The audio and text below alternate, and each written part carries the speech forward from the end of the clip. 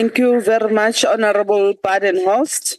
I now call upon Honorable Makesini to make a declaration. 3 minutes. Thank you very much, Chairperson. The Economic Freedom Fighters reject the budget of the presidency.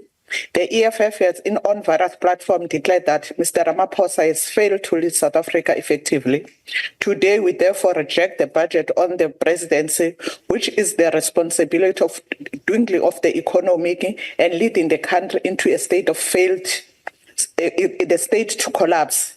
Under the current administration, South Africans continue to grapple with an alarming crime rate, despite the numerous promises and initiatives.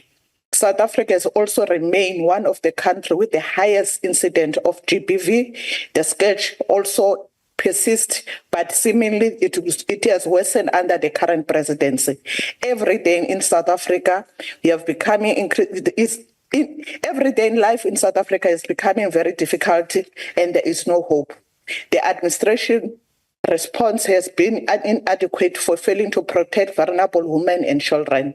The glaring example is that the tragic case of involving the lady from Palapala Farm, who was subjected to violence and subsequently dragged from Namibia. Such incidents is highlight of the government inability to safeguard the right and the life of its citizens.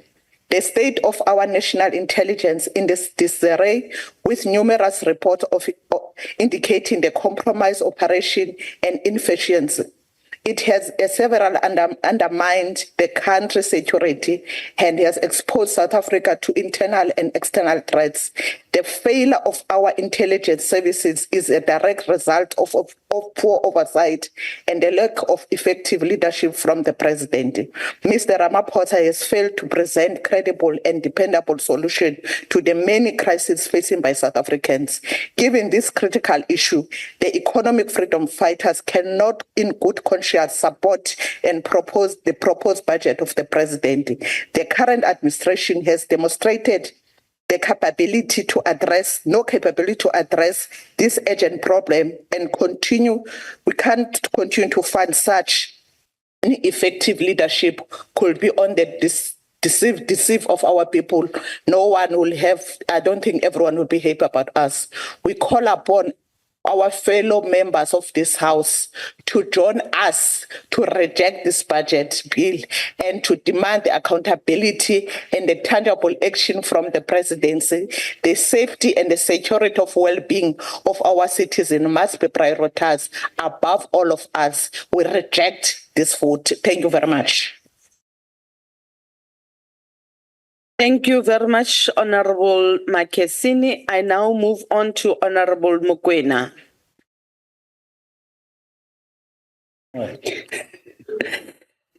Thank you, Chair. We as Umkhonto weSizwe reject this vote.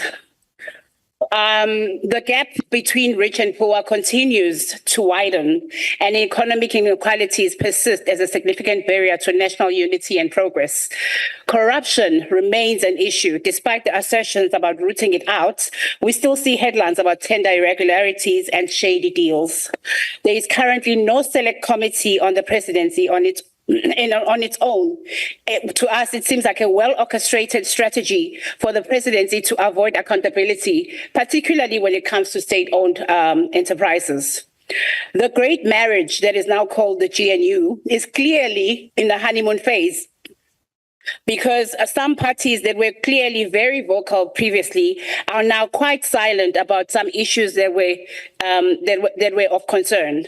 Well, the silence speaks louder than words, and as Umkhonto weSizwe, on the stewardship of our President Jacob Gedleyihlekisa Zuma, together with our pioneer Dr. Mandla John Hlophe, we will continue to be the voice above all voices. We will champion the oversight role that needs to be done on this marriage of national unity on behalf of the people of South Africa. Thank you. Thank you very much, Honorable Mokoena. We now move on to the Chief Whip, Honorable Muimang. Thank you, the Chairperson of the National Council of Province. Greetings to yourself and also honorable members. Chairperson, the ANC rise to support vote 1, which is presidency. on four reasons. The first one is the fact that the presidency is responsible for coordination of policy and also implementation.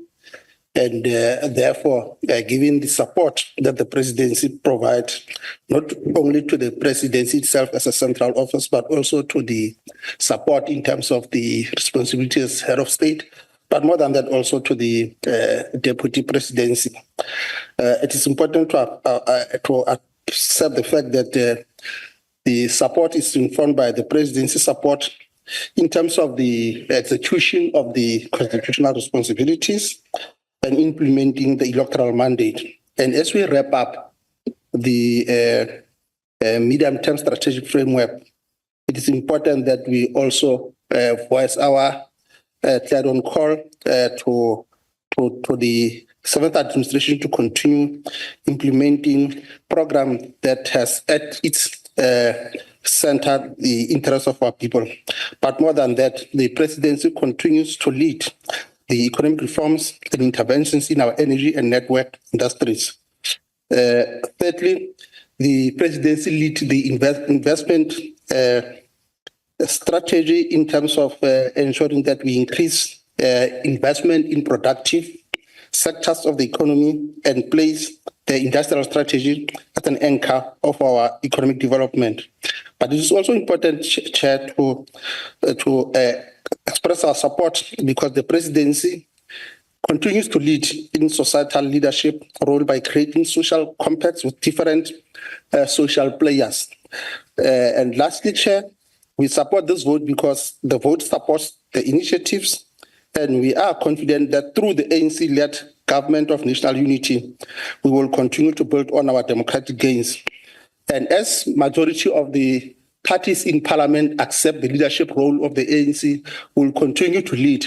More than that, there is convergence in terms of the leadership role of the ANC in terms of the implementation of the National Development Plan. So that in itself says there is convergence around the Freedom Charter program, which is at the center of our constitution, which is at the center of the government of national unity. Thank you, Chair. I submit. The ANC support votes 1. Thank you very much, Honorable Chief Whip. Honorable delegates, the vote is agreed to. The objection of the EFF and MK party are accordingly noted. We now move on to vote 2, which is Parliament. I have been informed that the following parties would like to make declaration of vote